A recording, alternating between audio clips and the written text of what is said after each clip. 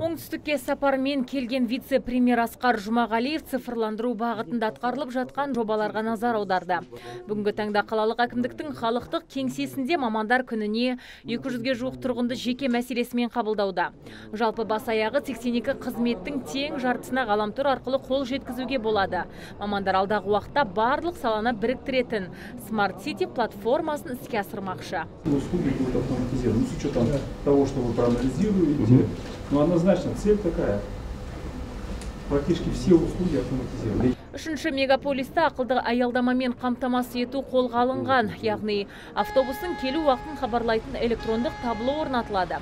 Ал 1 қыркүйекте қоғамдық көлікке электрондық билет беру жүйесі іске қосылады.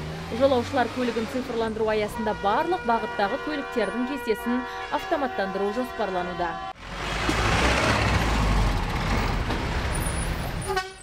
Азиза Мадияр, Константин Исупов, ТВК телеарнасының жаңалықтар қызметі.